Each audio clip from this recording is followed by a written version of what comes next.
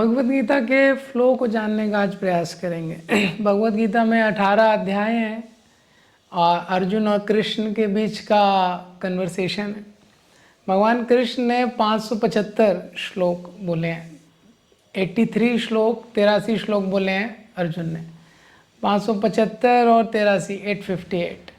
एक श्लोक बोला है धृतराष्ट्र ने, जैसे भगवत गीता की शुरुआत हुई है, धर्म क्षेत्रे कुरुक्षेत्रे समवेतायुत्सव, और बचे हुए 41 जो श्लोक हैं वो बोले हैं संजय ने। तो भगवत गीता वैसे काफ़ी टेक्निकल बुक मानी जाती है, लेकिन फिर भी जैसे जैसे हम उसमें देखते हैं कि धर्म के सारे सिद्धांतों को भगवत गीता में दिया हुआ है, तो उसके फ्लो को जानने का कुछ प्रयास करेंगे। जानना, मानना और फिर अपनाना, ये 3 चीज़ें हैं। तो पहले जानना ज़रूरी है और फिर जैसे हमारा विश्वास बढ़ता है हम मानने लगते हैं और अपने जीवन में उसको अपनाने का प्रयास करते हैं। तो अर्जुन के 17 जो प्रश्न हैं उसके माध्यम से भगवत गीता के फ्लो को हम समझ सकते हैं बहुत इजीली। तो जो मूलभूत प्रश्न है जिसके आधार पर पूरी भगवत गीता है, पहला अध्याय है अर्जुन का विषाद। तो युद्ध भूमि के बीच में सेनयोर उभयोर मध्य रथम स्थापयामि च्युता, वो कृष्ण से प्रार्थना करते हैं कि आप मेरे रथ को दोनों सेनाओं के बीच में रख दीजिए। और जब वो कृष्ण वहाँ पे रथ खड़ा करते हैं, अपने सारे संबंधियों को देख के, 5 जनरेशन्स का गेट टुगेदर देख के अर्जुन भावुक हो जाते हैं और वो विषाद में चले जाते हैं। अब वो युद्ध करने के लिए तैयार नहीं है। तो दूसरे अध्याय में बहुत कुछ, पहले अध्याय में अर्जुन के 5 कारण हैं वो क्यों युद्ध नहीं करना चाहते। तो जो 5वां कारण है इनडिसीजन, सारे एनालिसिस के बाद वो कंफ्यूज हो जाते हैं। तो 2.7 में अर्जुन प्रश्न करते हैं, कार्पण्य दोषोपहता स्वभावा पृच्छामि त्वाम धर्म सम्मूढ़चेता, कि भगवान मुझे समझ नहीं आ रहा है धर्म क्या है। अब अर्जुन का प्रश्न ये नहीं है कि युद्ध करना है कि नहीं करना है, उनका प्रश्न बहुत डीप है कि धर्म क्या है। इसीलिए जो भगवत गीता का मैसेज है ये सबके लिए यूनिवर्सली एप्लीकेबल है, क्योंकि धर्म क्या है इस सिद्धांत को ये बताता है। तो फिर दूसरे अध्याय में कंटेंट्स ऑफ गीता समराइज्ड, सार रूप में भगवान ने सारी गीता अर्जुन को बता दी है। तो दूसरे अध्याय में भगवान अर्जुन को पूरा सिद्धांत एक्सप्लेन करते हैं। तो दूसरे अध्याय में जब भगवान अर्जुन को बताते हैं निष्काम कर्म योग, बुद्धि योग, तो अर्जुन प्रश्न करते हैं स्थित प्रज्ञ के बारे में। 2.54 में स्थित प्रज्ञ से का भाषा समाधिस्तस्य केशव तथिम किम प्रभासेता किम आसीत व्रजेत किम, क्या आप जो स्थित प्रज्ञ की बात कर रहे हैं, क्या भाषा है उसकी, कैसे बैठता है, कैसे चलता है, उसके क्या लक्षण है बताइए। तो भगवान उसको पूरे विस्तार से बताते हैं कि कैसे जो स्थित प्रज्ञ व्यक्ति है शांत रहता है। 2.70 में भगवान बोलते हैं, आपूर्यमानम मचलम प्रतिष्ठम समुद्रमापा प्रविशन्ति यद्वत् तद्वत् कामाया प्रविशन्ति सर्वे स शांतिम आपनोति न कामक। तो शांति वर्ड को अर्जुन पकड़ लेते हैं। अब भगवान जो शांति के बारे में बोल रहे हैं वो अंदर की शांति है, अर्जुन जो शांति सोच रहे हैं बाहर की शांति। भगवान इंटरनल पीस की बात कर रहे हैं, अर्जुन एक्सटर्नल पीस को शांति सोच रहे हैं। तो तीसरे अध्याय की शुरुआत होती है कर्मयोग। उसी प्रश्न से अर्जुन भगवान से बोलते हैं, जायसी चेत कर्मणास्ते मत्ता बुद्धिर जनार्दना, हे जनार्दन अगर आपको लगता है कि ज्ञान श्रेष्ठ है, तत्किम कर्मणि घोरे, तो आप मुझे कर्म में क्यों नियोजसी केशवा नियोजित कर रहे हैं। व्यमिषेणे व वाक्य ना बुद्धि मोह यसी में, आप ये जो 2 बातें कर रहे हैं इससे मेरी जो बुद्धि है वो क्या है, कंफ्यूज हो जा रही है। तो मुझे क्या करना चाहिए क्या नहीं करना चाहिए, तदेकम वद निश्चित्या, एक चीज निश्चित करके बताइए। तो भगवान अर्जुन को वापस से, कोई भी एक टीचर रहता है तो एक अच्छे टीचर का, शिक्षक का ये लक्षण है कि उसमें धैर्य रहता है। स्टूडेंट को समझ में नहीं आता तो दोबारा बताता है, और भगवान बेस्ट ऑफ द टीचर्स हैं। तो वापस से अर्जुन को कर्म का सिद्धांत बताते हैं, निष्काम कर्म योग बताते हैं, हमको कैसे ड्यूटी करना है। तो अर्जुन प्रश्न करते हैं हमको पता रहता है कि हमको ड्यूटी करना है, कर्तव्य करना है, लेकिन फिर भी क्यों व्यक्ति अपने कर्तव्य में नहीं लग पाता है और क्यों गलत दिशा में चला जाता है। 3.36 प्रश्न करते हैं, अतकेन प्रयुक्तोयम पापम चरति पूरुषा अनिक्षन्न विवार्ष्णेया बलादिवनियोजिता। कौन सी चीज़ है जो व्यक्ति को बलपूर्वक प्रयुक्त करती है, वो नहीं चाहता है तभी भी। भगवान उत्तर देते हैं, काम ऐशा क्रोध ऐशा, ये जो काम है यही व्यक्ति का विधि एनम विवैरिणाम सबसे बड़ा शत्रु है। 3.36 से 42 सेक्शन में काम के बारे में बताते हैं जो जीवात्मा का शत्रु है, और उस काम को परास्त करने के लिए दिव्य ज्ञान की आवश्यकता है। तो चौथा अध्याय है दिव्य ज्ञान। तो वो चौथे अध्याय में दिव्य ज्ञान के बारे में बताते हुए भगवान बताते हैं कैसे ये ज्ञान मैंने पहले भी, हाँ, इमं विवस्वते योगम प्रोक्तवान अहम अव्ययम। शुरुआत में मैंने ज्ञान विवस्वान को दिया था, विवस्वान मन वे प्रहा, विवस्वान ने मनु को दिया, मनु इक्ष्वाक वे ब्रवीत, मनु ने इक्ष्वाकु को दिया। तो अर्जुन प्रश्न करते हैं चौथे अध्याय में कि ये कैसे, अपरम भवतो जन्मा परम जन्म विवस्वता, हम लोगों का जन्म तो साथ साथ में हुआ है, और परम जन्म विवस्वता विवस्वान तो बहुत पहले से। कथम एतद विजानीयम, हाउ कैन आई अंडरस्टैंड, मैं कैसे समझ सकता हूँ कि आपने दिया था ये ज्ञान, अर्जुन प्रश्न करते हैं। तो भगवान उसका उत्तर देते हैं, बहूनी में व्यतीतानी, हम दोनों के बहुत जन्म हुए हैं, मुझे याद है तुम्हें याद नहीं है। और फिर दिव्य ज्ञान का पूरा साइंस भगवान अर्जुन को बताते हैं कि दिव्य ज्ञान कैसे प्राप्त होता है। 4.34 में दिव्य ज्ञान की क्या महिमा है। 4.34 के बाद अब पूरे चैप्टर में ज्ञान ज्ञान ज्ञान चल रहा है। इस चैप्टर के अंत में भगवान अर्जुन को बोलते हैं 4.42 में, तस्माद् ज्ञान सम्मूतम ऋतस्तम ज्ञान सिनात्मना, इसीलिए ज्ञान से युक्त होके ज्ञान की तलवार लेके छिन्नैव सर्व संशया, सारे संशयों को नष्ट करके हे अर्जुन तुम युद्ध करो। अर्जुन सोचते हैं भाई ये पूरे चैप्टर में ज्ञान चल रहा था, ज्ञान की तलवार कहाँ से आ गई। स्टील की तलवार होती है, लोहे की तलवार होती है, ज्ञान की तलवार कहाँ से आ गई।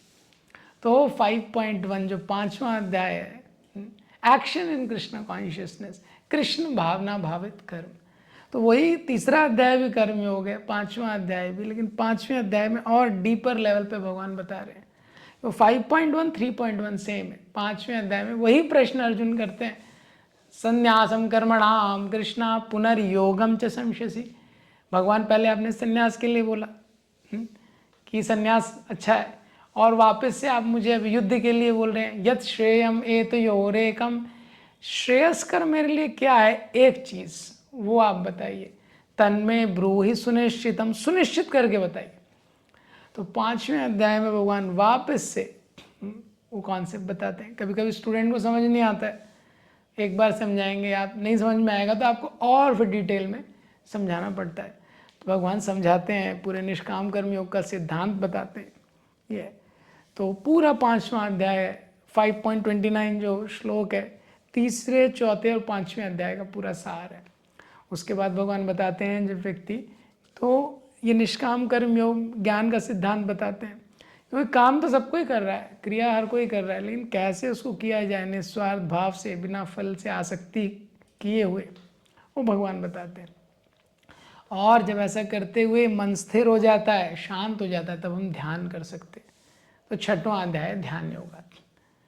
तो ध्यान योग के लिए पहले मन स्थिर होना चाहिए। तो 6वें अध्याय में बताया है, मने जो मन है कि मन की उद्धारेदात्मन आत्मानम नात्मानम अवसादयेत, मन को मित्र बनाओ और मन से अपना उद्धार करो, मन से अपना पतन मत करो। मन मित्र भी है, शत्रु भी है। तो मन को कैसे मित्र बनाना है, ध्यान योग की पूरी प्रक्रिया बताई गई है। यम नियम आसन प्राणायाम प्रत्याहार धारणा ध्यान समाधि, इतना टेक्निकल है। अर्जुन सुनते हैं तो अर्जुन बोलते हैं बहुत मुश्किल लग रहा है मुझे, आप ये जो बता रहे हैं। चंचलम ही मना कृष्णा प्रमाथि बलभद्रणम, हाँ ये जो आप बता रहे हैं मन तो इतना चंचल है, इतना प्रमाथी है, तो बहुत मुश्किल है इसको। तस्याहम निग्रहम मन्ये वायुरिप्स, वायु से भी दुष्कर है इसको नियंत्रण में लाना। तो भगवान बोलते हैं हाँ लेकिन अभ्यास करोगे तो हो जाएगा, अभ्यास है न तू कौनते वैराग्य न च गृह्यते। तो अर्जुन को लगता है अभ्यास करेंगे तो हो जाएगा, लेकिन तभी भी ज़रूरी नहीं है, मन के नेचर को अर्जुन जानते हैं। तो अर्जुन 6.37 में वापस से प्रश्न करते हैं भगवान से, आयति श्रद्धयोपेते योगच्चलित मानस अप्राप्य माम निवर्तन्ते काम गतिम कृष्ण गच्छति।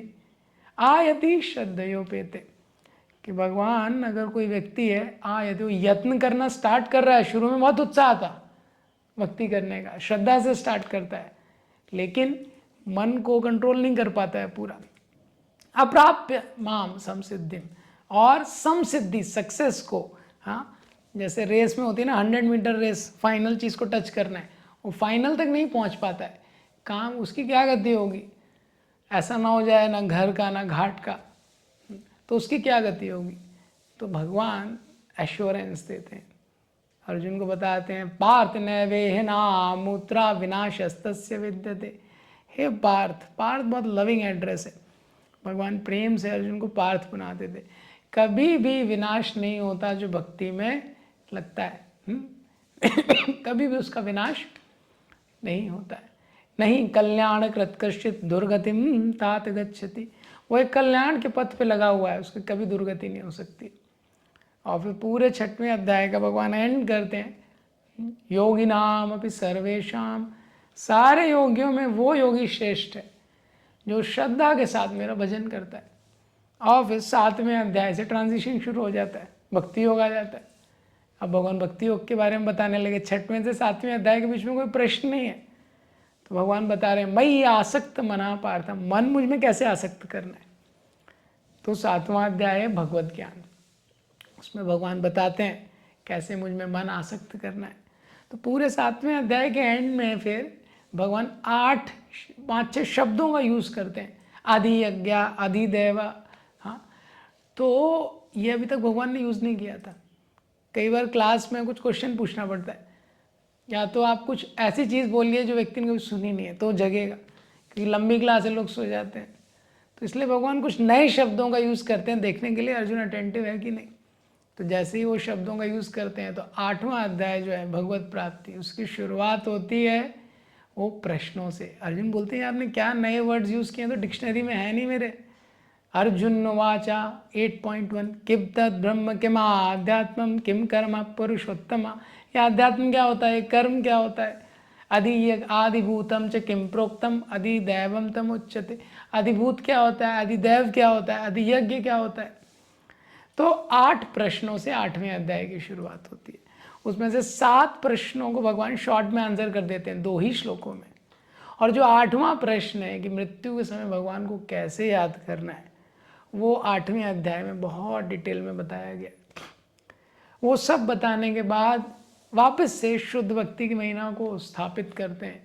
8.28 में भगवान बोलते हैं वेदेषु यज्ञेषु तपाशु चैवा दानेषु यत् पुण्य फलम प्रदिष्टम अत्येति तत्सर्वम इदम विदित्वा योगी परम स्थानमुपैति चाद्यम।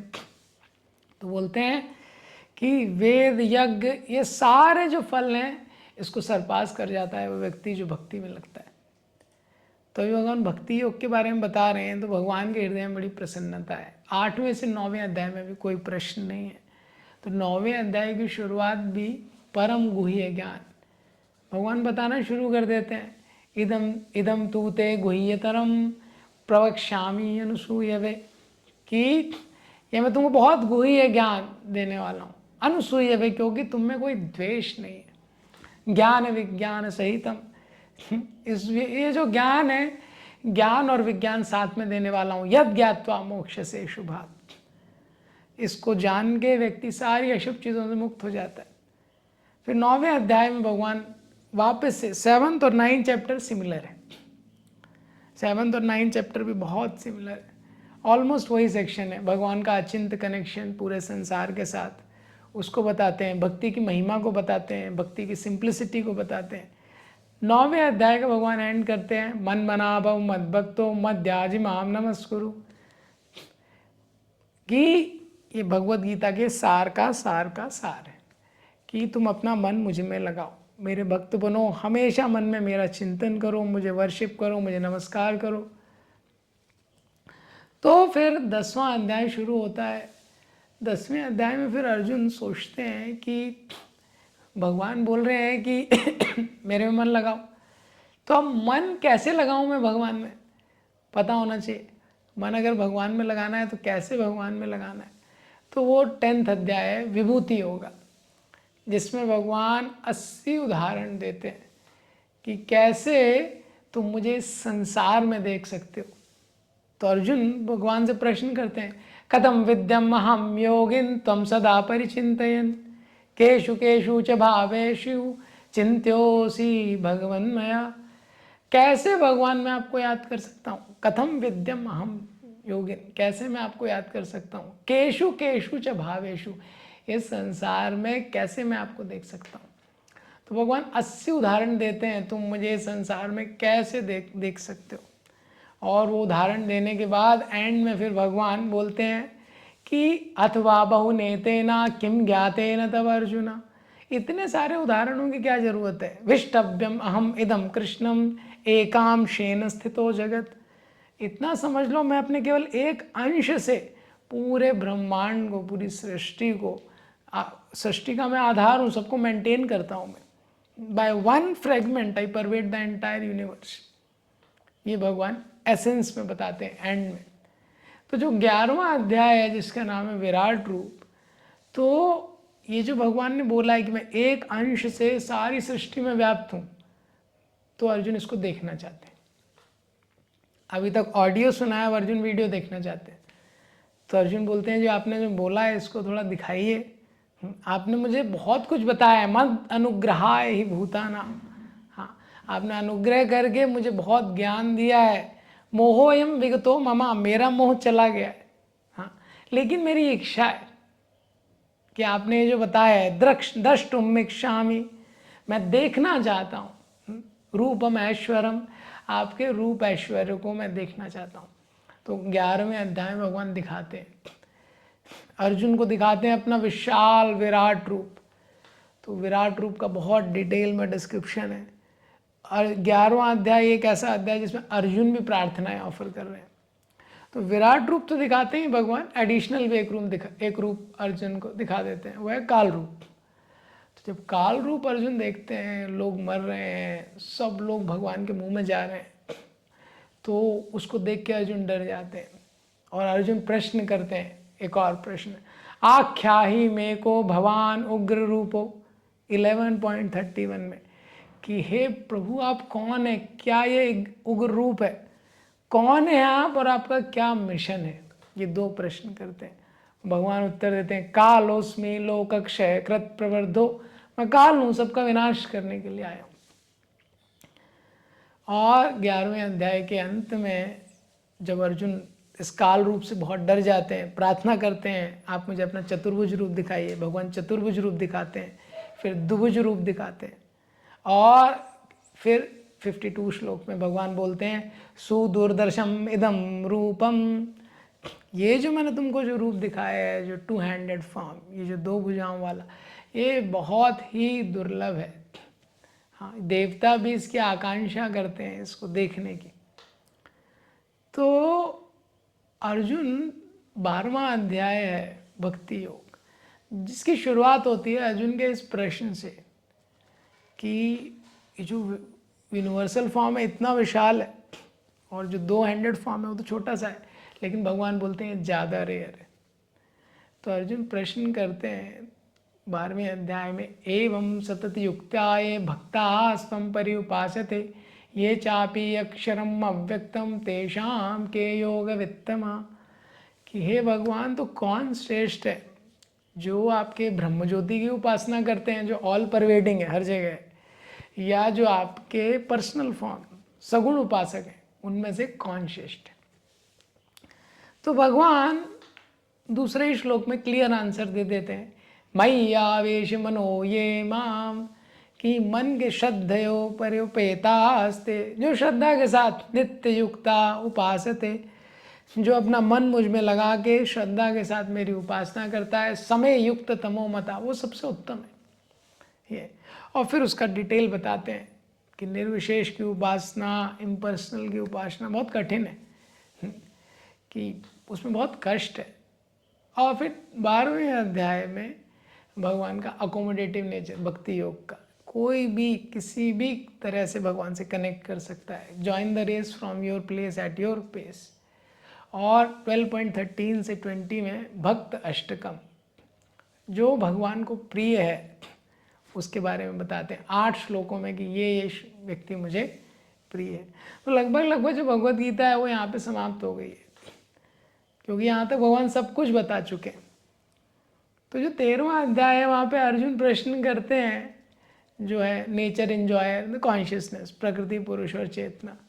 अर्जुन प्रश्न करते हैं कि प्रकृतिम पुरुषम चैवा क्षेत्रम क्षेत्रज्ञमेव च, प्रकृति क्या होती है, पुरुष क्या होता है, क्षेत्र क्या होता है, क्षेत्रज्ञ क्या होता है, ज्ञान क्या होता है, ज्ञेय क्या होता है। 6 प्रश्न करते हैं। तो इसका कोई कनेक्शन नहीं है 12वें और 13वें अध्याय का। तो उसका सिद्धांत ऐसा है कि जब कोई स्टूडेंट है और कोई टीचर है, टीचर ने सिलेबस ख़त्म कर दिया है, लेकिन टीचर इतना अच्छा है, स्टूडेंट को लगता है और जो भी कुछ माइंड में क्वेश्चन चल रहे हैं जो नहीं भी है सिलेबस, वही पूछ लेता है वो। तो अर्जुन ने ये सारे प्रश्न कर लिए। तो भगवान 13वें अध्याय में बताना शुरू कर देते हैं क्षेत्र के बारे में, क्षेत्रज्ञ के बारे में, जो परमात्मा है, परमात्मा क्या क्या फंक्शन होता है उसके बारे में। 13.21 में भगवान बोलते हैं पुरुषो प्रकृतिस्थो ही भुंजते प्रकृतिजान गुणान कारणम गुण संगस्या सद असदयो निजन्मशु, कि संसार में जो जीव होता है भोग करने का प्रयास करता है, और जिस गुण में वो रहता है, जिस गुण का संग करता है, उसके साथ उसके कारण सद और असद योनि में जन्म लेना पड़ता है।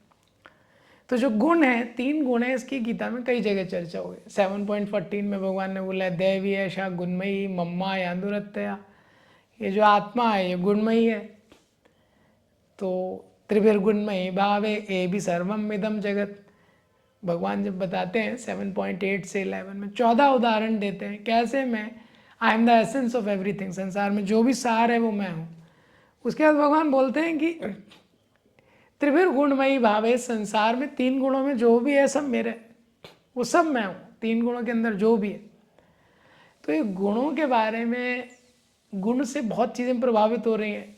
तो जो 14वें अध्याय में भगवान ने जो सद असद योनि जन्म, जीवात्मा का भी सद और असद योनियों में जन्म होता है जिस गुण से संग करता है। तो 14वां अध्याय है प्रकृति के 3 गुण, उनका विश्लेषण दिया है। 3 मोड्स ऑफ मटेरियल नेचर, क्या उनके लक्षण हैं, कैसे वो जीव को बांधते हैं, कैसे उनसे मुक्त हो सकता है।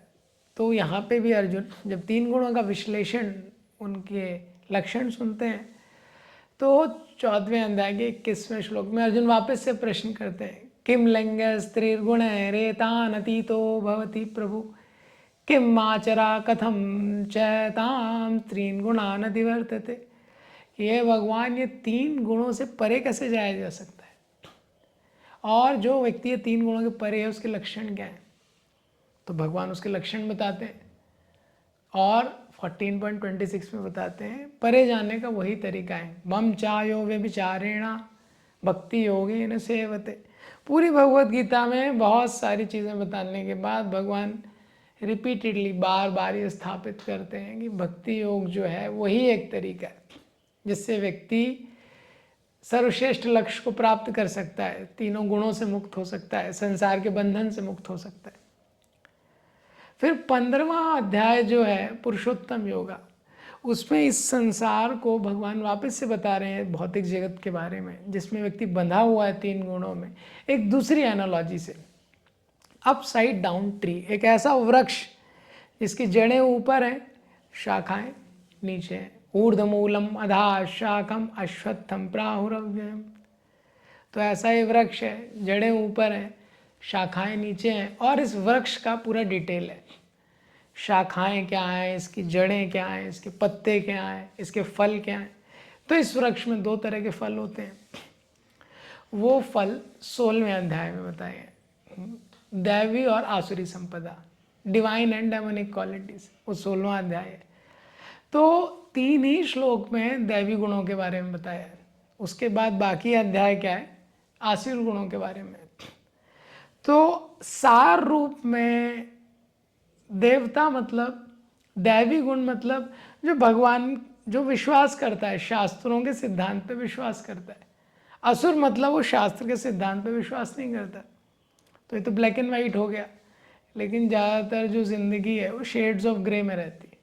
तो जो 17वां अध्याय है उसमें अर्जुन प्रश्न करते हैं कि ये तो ठीक है आपने बताया, लेकिन अगर कोई व्यक्ति है यत् शास्त्र विधिम उत्सृज्या वर्तते कामकारता, वो शास्त्र की विधि पर तो विश्वास नहीं करता है, लेकिन कहीं उसका विश्वास है, मतलब वो ऐसा नहीं है कि विश्वास नहीं करता है और वो शास्त्र पे भी विश्वास नहीं करता, उसका विश्वास है लेकिन शास्त्र की जगह कहीं और है। तो वो किस में आएगा? सत्वगुण में आएगा, रजोगुण में आएगा, तमोगुण में आएगा, जो बीच वाले लोग हैं। तो 17वां अध्याय श्रद्धा के विभाग, जिसमें डिटेल में बताया गया है हर चीज़ जो 3 गुणों में रहती है। काम व्यक्ति 3 गुणों में करता है, कर्ता 3 गुणों में रहता है, ये सब 17वें अध्याय में बताया। ये सब बताने के बाद जो 18वां अध्याय है उपसंहार, उसमें अर्जुन प्रश्न करते हैं संन्यास के बारे में कि संन्यासस्य महाबाहो तत्त्वम इच्छामि वेदितुम, मैं संन्यास के तत्व के बारे में जानना चाहता हूँ, त्याग के बारे में जानना चाहता हूँ। तो 18वें अध्याय में वापस से उपसंहार है, भगवान एसेंस रूप में सब कुछ बताते हैं। तो 2 से लेके 49 श्लोक तक कर्मयोग के बारे में बताया है, 49 से 53 तक ज्ञान योग के बारे में बताया है, और 54 से 72 तक भक्ति योग के बारे में बताया है। तो वापस से भगवान ने पूरा गीता का यहाँ पे रिवीजन कराया।